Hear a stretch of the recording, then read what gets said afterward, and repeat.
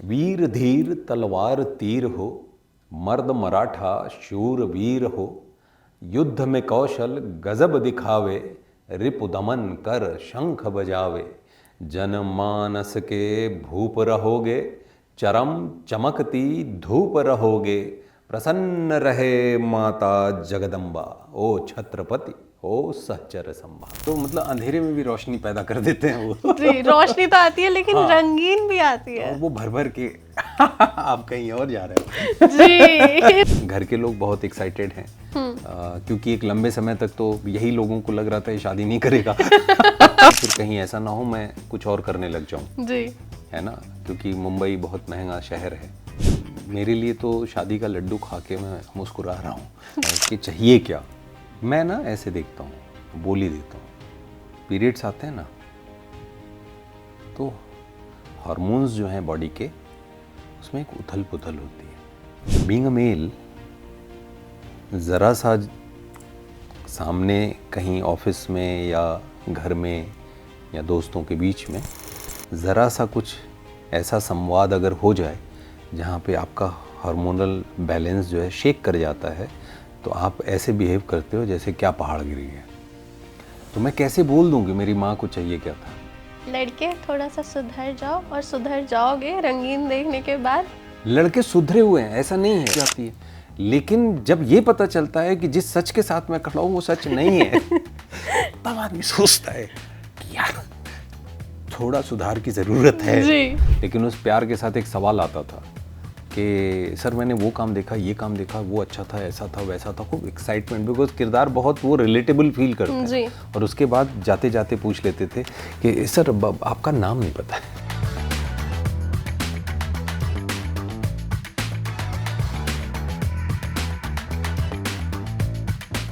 Hi guys, you are watching ANT live as well as ABP live. आज एक ऐसी चीज़ होने वाली है जो पहले मैंने कभी भी नहीं किया है, क्योंकि जब हम किसी शायराना बंदे के साथ बैठते हैं, किसी ऐसे बंदे के साथ बैठते हैं जिसको वर्ड्स की बहुत वैल्यू है, तो हम कुछ लिख के ज़रूर लाते हैं। तो 2 लाइंस के साथ मैं स्टार्ट करूँगी। एक्टिंग उनके लिए काम नहीं, इबादत है। कैमरे के सामने वो एक नई दुनिया बसा लेते हैं और हम सब उसी दुनिया के दीवाने हो जाते हैं।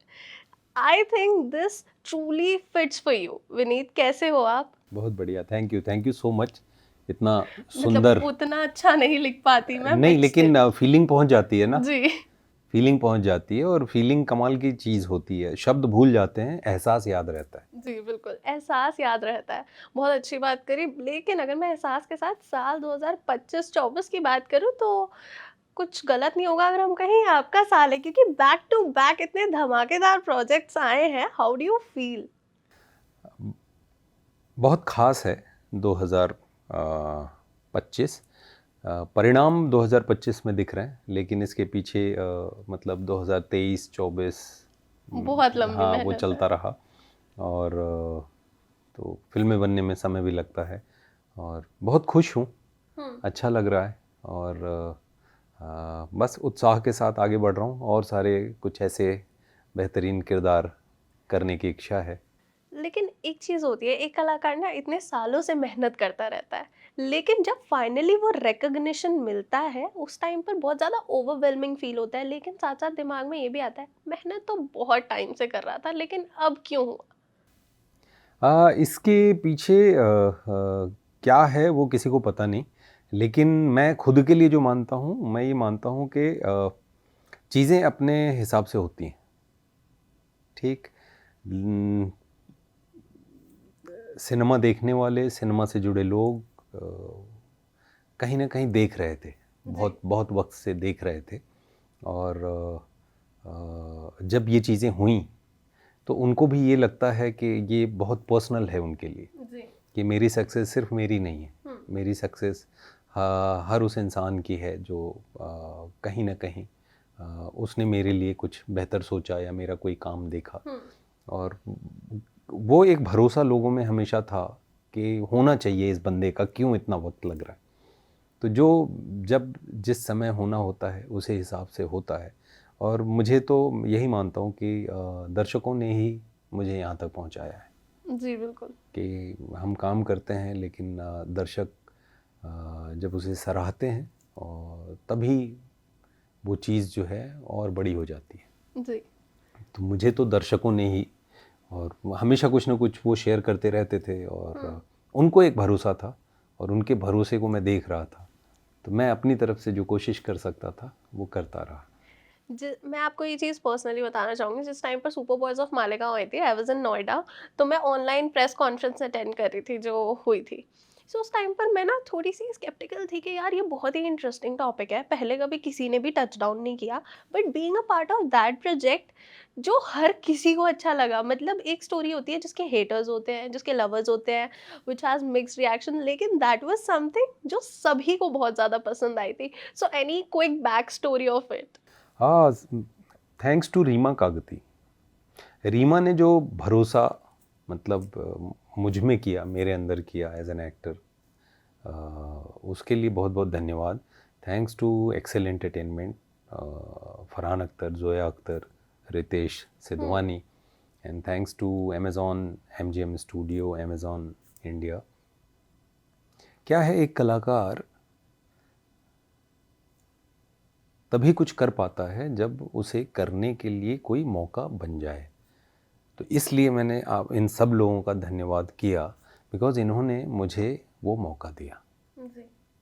तो यादें तो मतलब बहुत हैं।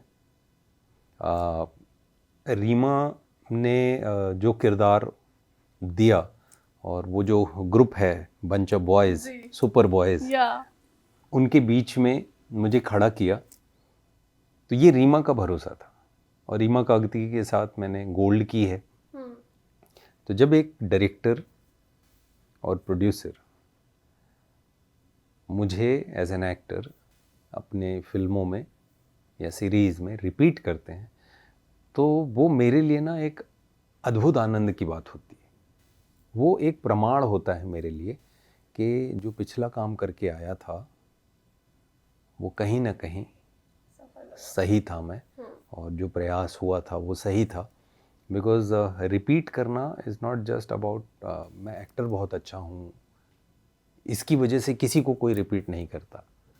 तो कोई एक्टर हो सकता है बहुत अच्छा हो, तो ज़रूरी नहीं है, कई चीज़ें देखी जाती हैं। तो वो कई चीज़ें जो होती हैं उसके डिटेल में नहीं जाऊंगा, बिकॉज सी आप जब सर झुका के अपना काम करते हैं चुपचाप, और आप अपना काम बेहतर करते हैं, तो लोग देख रहे होते हैं आपको। तो जब रिपीट करते हैं तो मुझे ये होता है, हाँ पिछला काम जो है मैं ठीक था, तो इसी तरीके से अब और आगे बढ़ते जाना है, और मुझे बहुत अच्छा लगता है।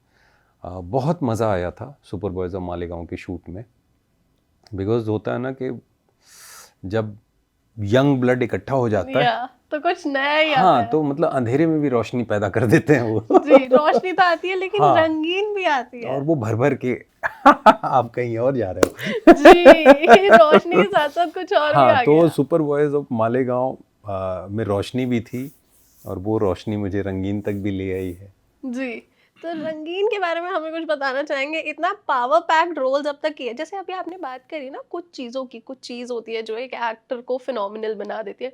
उनमें से एक चीज़ है छाप छोड़ जाना किसी के भी दिल में, भले ही फिर वो छावा हो, जाट हो या फिर सुपर बॉयज़ ऑफ मालेगांव। इनमें ऐसा कैरेक्टर हमें नहीं लगता, जैसे एज़ एन ऑडियंस व्यूअर है ना हमें लगता है कि यार ये बंदे से बेटर कोई नहीं कर सकता था ये thank role. You so much. So जब वो वाली चीज आती है, so how do you prepare for these sort of roles? रंगीन पे तो हम आएंगे अभी। मैं डायरेक्टर्स पे बहुत डिपेंड करता हूँ। मैं उतना ही बेहतर हो पाता हूँ जितना बेहतर मेरा डायरेक्टर होता है। जी। तो जब डायरेक्टर मुझे वो मौका देते हैं और एक आज़ादी मिलती है किरदार के साथ बढ़ पाने की, तो धीरे धीरे वो बनता है। अब उसके प्रोसेस में जाएंगे तो there are lots of things कि सबसे पहले तो स्क्रिप्ट पढ़ता हूँ, कई बार पढ़ता हूँ, और वो सिलसिला शूट के आखिरी दिन तक चलता रहता है। जब मौका मिल जाता है स्क्रिप्ट पढ़ने लग जाता हूँ। तो स्क्रिप्ट ऐसी हो जाती है कि मतलब होता पुरानी किताब नहीं होती, मेरी स्क्रिप्ट वैसी हो जाती है। उसके दूसरे वाले पन्ने पे जिस पे कुछ लिखा नहीं होता, उस पे बहुत कुछ लिख चुका होता हूँ। बहुत सारे कलर आ चुके होते हैं, तो वो कलर के कोड मुझे पता होते हैं कि क्यों है ये, मतलब अगर ग्रीन से हाईलाइट किया है तो क्यों किया है, येलो से किया है तो क्यों किया है, ऑरेंज से किया है तो क्यों किया है। तो ऐसे वो मेरे अपने कोड हैं, है ना, और वो सब करता रहता हूँ, फिर वो चेंज भी होते हैं। डायरेक्टर को सुनता हूँ, राइटर को सुनता हूँ। मैं डायरेक्टर पे बहुत डिपेंड करता हूँ एज एन एक्टर। और सारी तैयारियां करने के बाद फिर छोड़ देता हूँ। सेट पे प्रिपेयर होके आता हूँ, लेकिन एक होता है ना, वो सारी तैयारियां करके आता हूँ और छोड़ देता हूँ कि ये ही करना है, ये दिमाग में मेरे नहीं होता।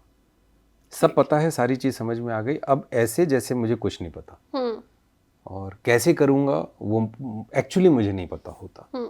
बिकॉज जो इंस्टिंक्ट है वो बहुत खूबसूरत चीज़ होती है, वो बस हो जाता है। तो मुझे पता है, शब्द वब्द हो गए, डायलॉग हो गए, सब हो गए, करना कैसे है ये उधर ही सब होता है कि डायरेक्टर ने किस तरीके से सीन को देखा, मुझे क्या ब्रीफ मिली, तो वो सुर मेरा लगता है। साथ में जो कलाकार होते हैं, को एक्टर्स, वो आपको बहुत निखारते हैं।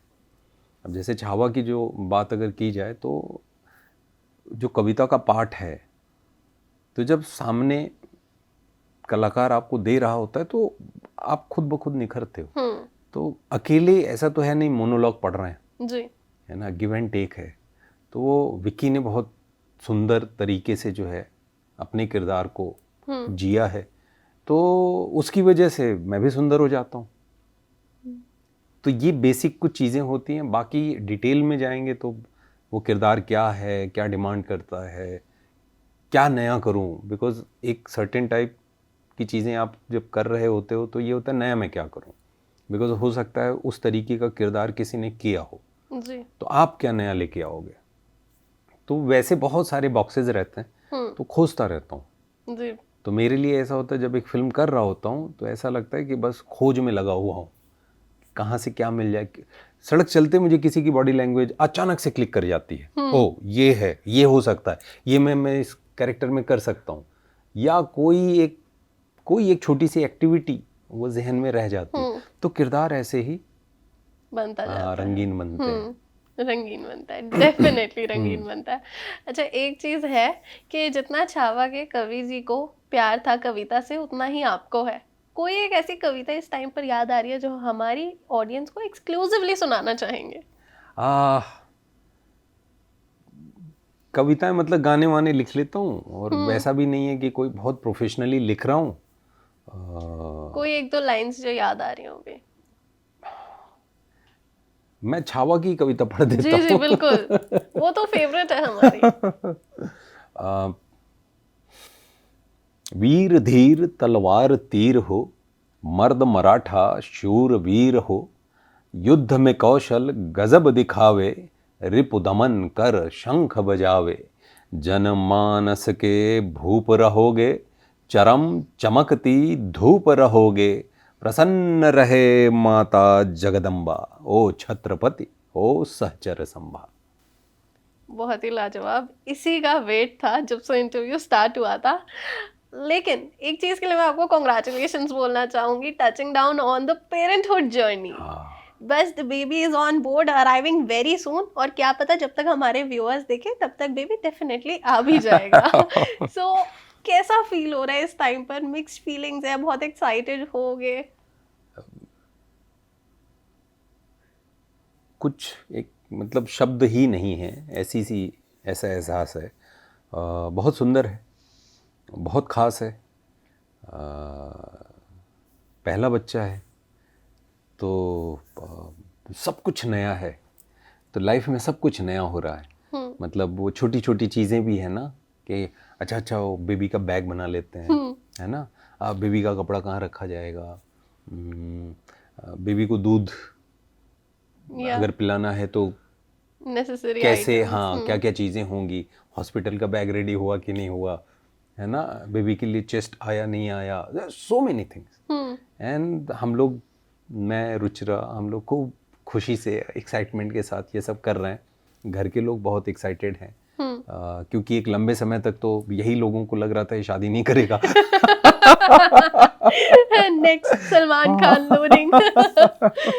और वो भी एक फेज था जब ये लगने लगा था कि पता नहीं ये दिशा में बढ़ पाऊंगा या नहीं बढ़ पाऊंगा, बिकॉज एक कमिटमेंट वहाँ हो गई थी करियर को लेके, तो लगा हुआ था।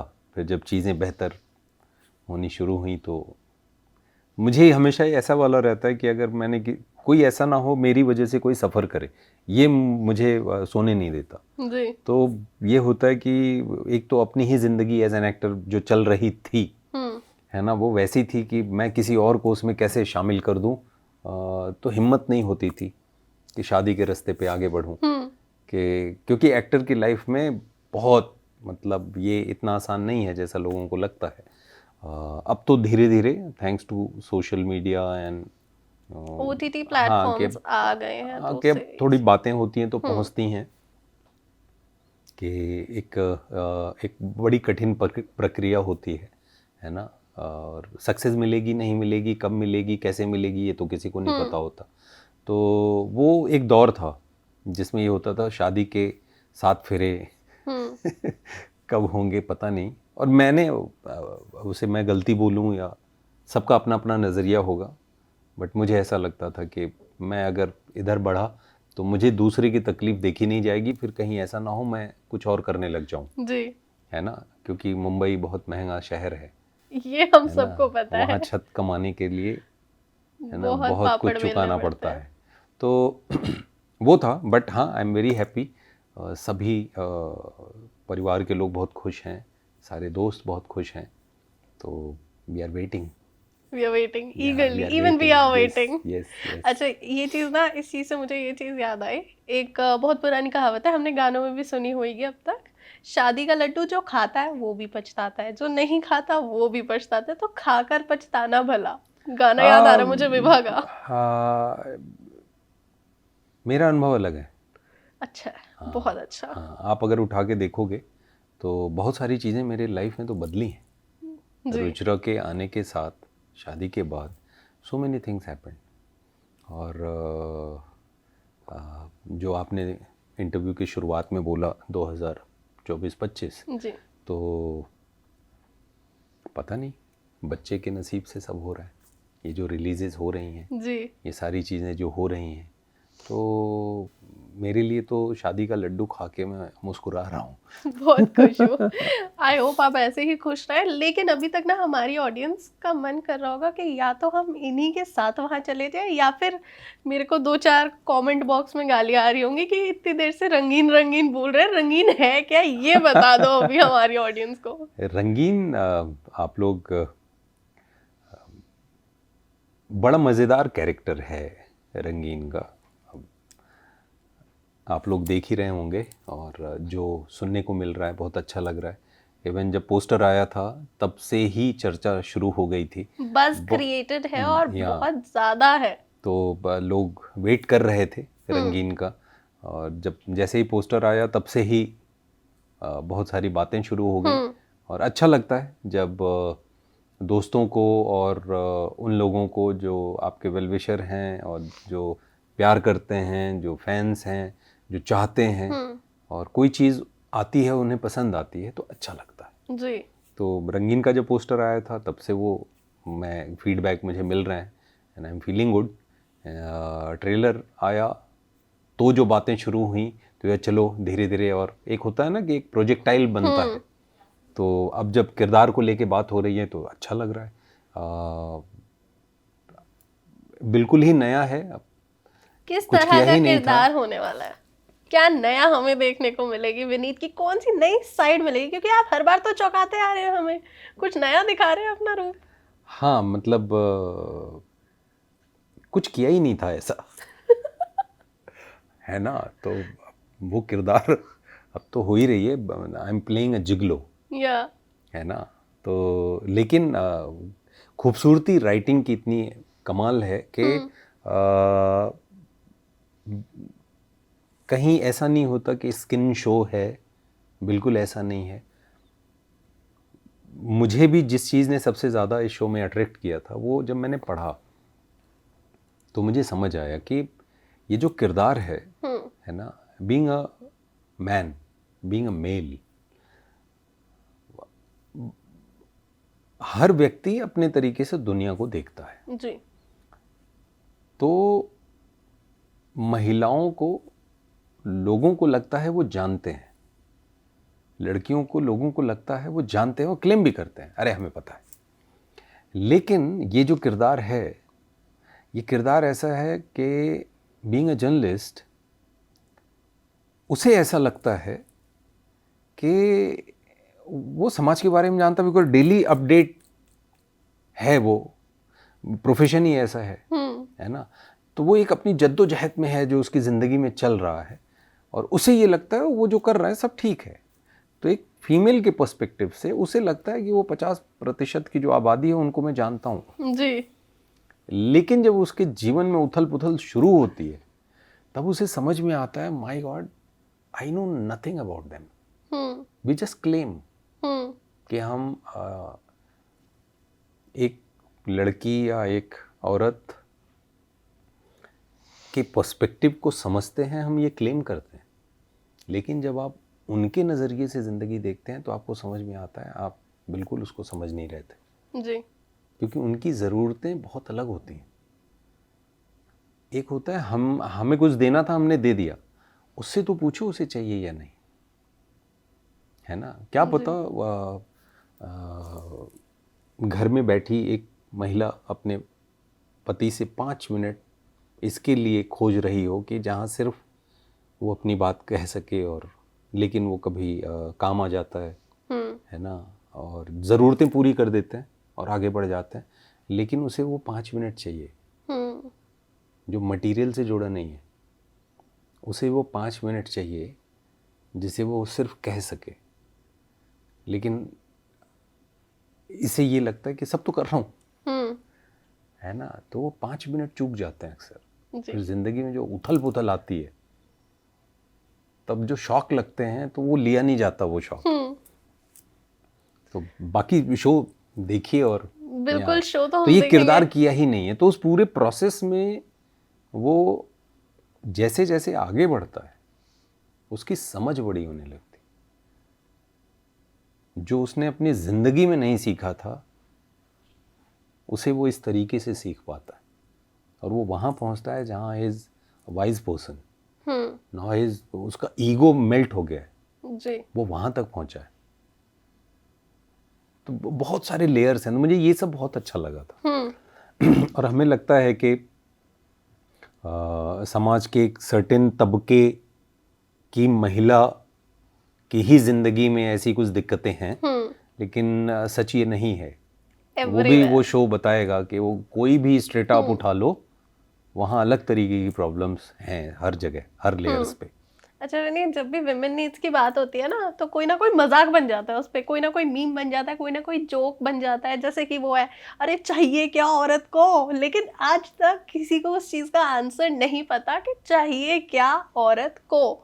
लास्ट टाइम विमेंस डे पे हम हर साल देखते हैं, हर कोई स्टोरी लगाता है, कोई अपनी मम्मी की, कोई गर्लफ्रेंड की, कोई वाइफ की, कोई डॉटर की, but they really don't know कि उन्हें चाहिए क्या। मतलब लड़के आई नो प्रैक्टिकल होते हैं, but sometimes we need emotional support rather than the practical answers.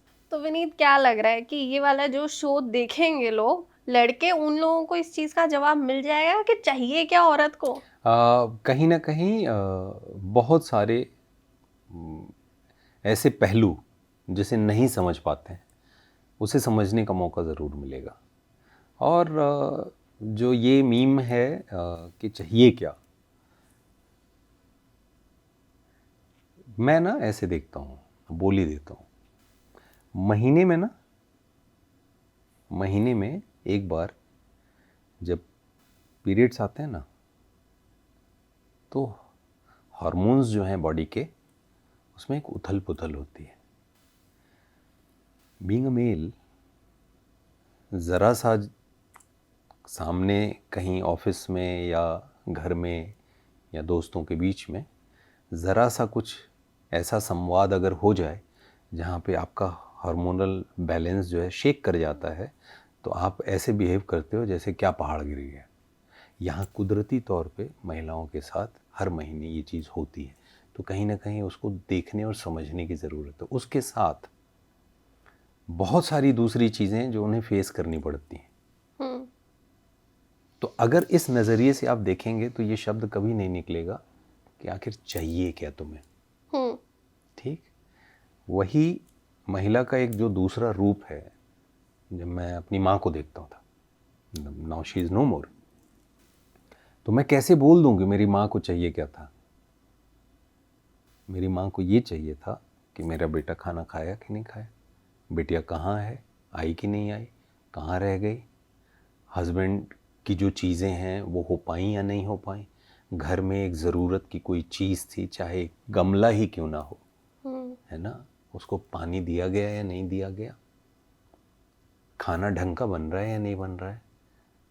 1 दिन 2 दिन 5 दिन खाना बना देना एक अलग चीज़ होती है, पूरे परिवार को रोज़ रोज़ और रोज़ उस खुशी के साथ खाना देना, पूछना, ये ना एक मतलब अलग ही तरीके की सोच और अलग ही तरीके का दिल होता है, तभी ये हो पाता है। इसी वजह से बच्चे अपनी माँ के लिए उनकी फीलिंग बहुत अलग होती है, राइट। लेकिन वो माँ कभी उस उम्र में भी रही होंगी, है ना, जब वो माँ नहीं थी। तो एक प्रक्रिया है, एक कुदरती प्रक्रिया है। और दूसरी एक बड़ी चीज़, कितने लड़के हैं जिनको मैं बोलूँ शादी के बाद चलो लड़की के घर,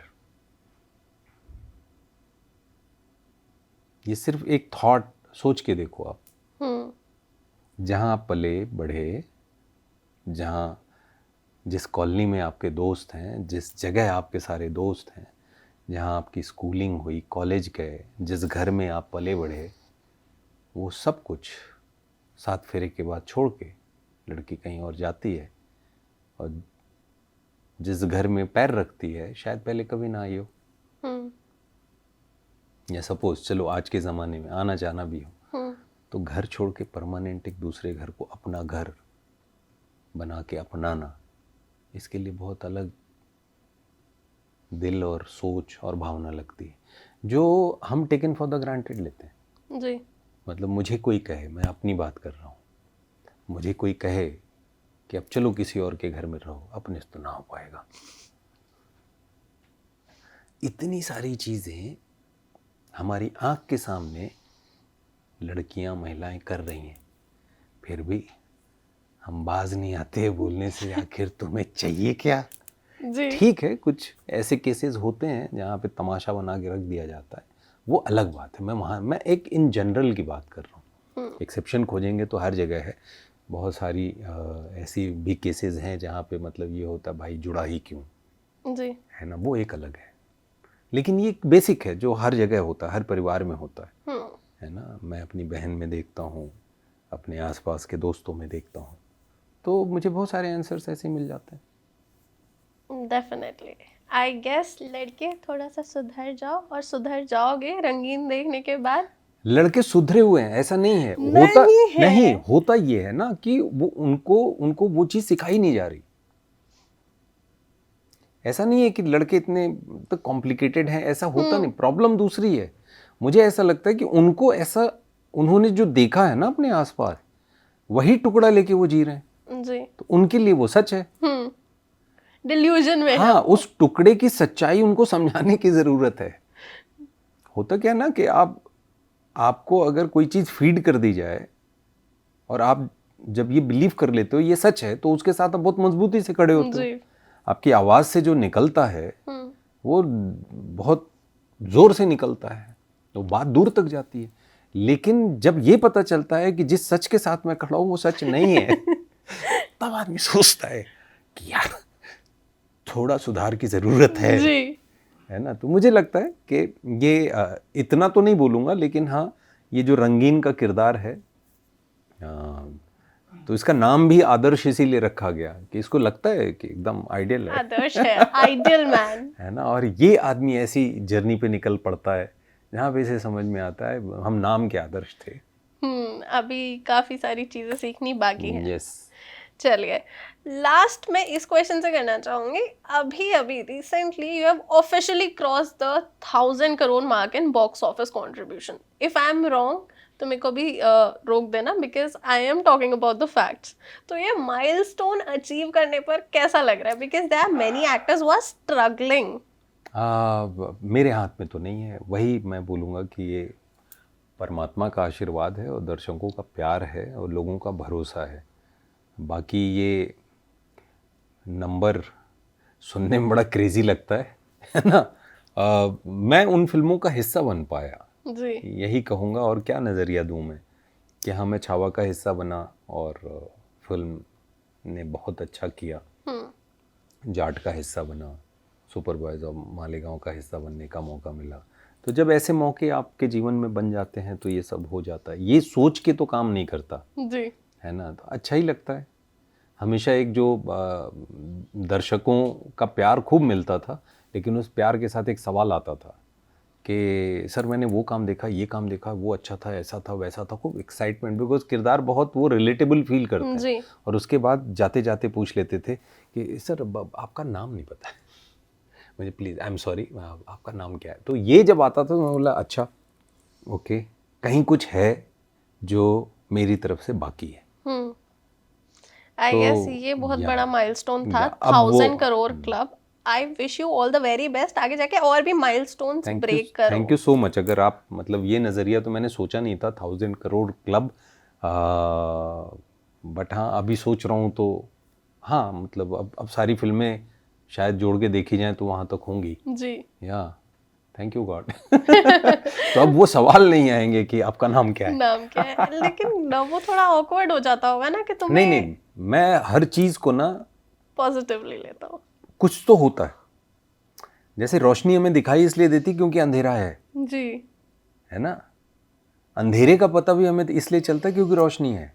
आपके ऊपर है कि आप अंधेरा देख रहे हो कि रोशनी. क्या बात. ये आपके हाथ में है. तो माइंड को ऐसे ट्रेन करो, क्योंकि हर चीज़ आप कंट्रोल कर ही नहीं सकते. जी बिल्कुल. है ना भाई. सीधी सी, मेरा दिल धड़क रहा है इसलिए मैं जिंदा हूँ. दिल धड़क रहा है, उसी भी मेरा कंट्रोल नहीं है. बस धड़क रहा है वो. तो हमारे शरीर के अंदर बहुत सारी चीज़ें ऐसी हो रही हैं जिसमें हमारा कंट्रोल नहीं है, लेकिन हो रही हैं. अब आप अगर नहीं, दिल की धड़कन में थोड़ी देर रोकूंगा तो आप तो समस्या में फंस गए. जी बिल्कुल. क्योंकि वो होगा नहीं. तो समाज में बहुत सारी चीज़ें ऐसी हो रही हैं जो बस हो रही हैं. तो आप उसके साक्षी बन सकते हैं, आप उसको नियंत्रित नहीं कर सकते. होने दीजिए, वही बेहतर है. तो हाँ, तो अगर कोई किसी ऐसे सवालों के साथ आता है तो मैं उसका बेहतर पक्ष देखता हूँ. तो मैं हमेशा ऐसा सोचता था कहीं कोई चीज़ है जो बाकी है, तो वो जो बाकी है वो कैसे पूरा करूँ. तो मैं अपनी कोशिश करता रहता था. अब हो गया. ये मैंने सोचा थोड़ी था. जी. बस ऊपर वाला जब देता है तो ऐसे ही देता है. डेफिनेटली विनीत, मुझे बहुत अच्छा लगा आपसे बात करके. काफ़ी सारी चीज़ें हैं जो मैं वापस घर जा रही हूँ तो कुछ सीख के जा रही हूँ. Thank you so much. Thank you. Thank you. हमारी ऑडियंस जो है ना वो आपसे बहुत ज़्यादा प्यार करती है. तो लास्ट चीज़ उनके लिए. मैं भी मतलब दर्शकों को बहुत प्यार करता हूँ, क्योंकि मैं उन्हीं की वजह से हूँ. इसलिए जो भी अवार्ड्स मिलते हैं मैं उन्हीं को समर्पित करता हूँ. बिकॉज उनका भरोसा ही था जिसकी वजह से मैं चल पाया. किसी की दुआ है जो लगी है. मेहनत तो पहले भी करता था. Thank you so much Vineet, it was lovely talking to you. काफ़ी सारी चीज़ें हमें नहीं पता चली. And all the very best आगे के फ्यूचर प्रोजेक्ट्स के लिए. And congratulations on being a father. Thank you so much. Thank you.